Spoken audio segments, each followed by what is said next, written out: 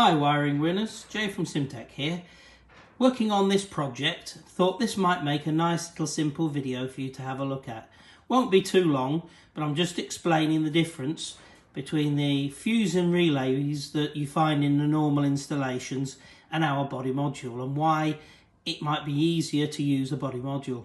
So below me, you can see the fuse box, a master fuse box, a slave fuse box, a fuel pump relay, cooling fan relay, an immobiliser unit, a little bit smaller nowadays. This is quite an old one, but nevertheless you still have an immobiliser unit, a wiper intermittent unit, an indicator controller, and that sort of thing. There's a few more bits and pieces hidden in the wiring there, but needless to say, what you see there is what you need to run the vehicle.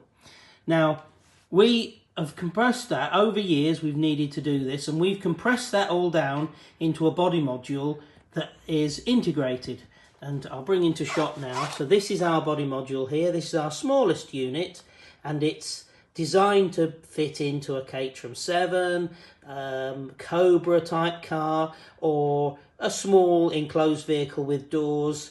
In there though, we've compressed all that I've just shown you into there. So that's the ignition system, the lighting, the wiper control is all compressed down into that. The advantage when you do that is we can add some extra features.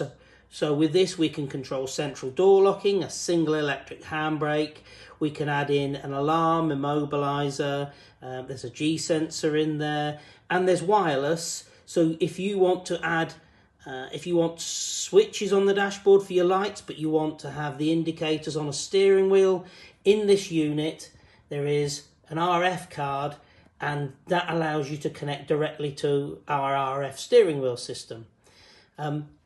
It's just two connectors with two power studs on the top, one for the battery ground and one for the battery power, and it all goes together. You don't need any other units at all. It's literally completely standalone. You can't see any fuses in it, of course. All of that is either smart FETs or a chemical polyfuse that we use, which you'll find in OEM BCUs. However, you can plug in with a diagnostic tool and ask it what's wrong with it. But the way we like to work is to start at the consumer. Fuses blow because there's a fault, not because the fuse themselves are faulty. So when you find, say, your headlight's not coming on, we always say, go and have a look at the headlight first. You'll probably find that the bulb's blown or a wire's been damaged.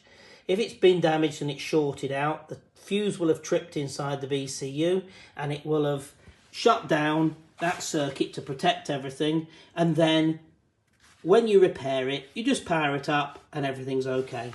There's lots and lots I can tell you about this, and we'll go into some more detail on a later video, but I was just going through this harness here, making sure that we'd built the replacement harness with the right inputs and outputs, and thought, oh, that's a bit interesting. We'll have a look at that and see if people can see why we're so enthusiastic about our electronics and our wiring.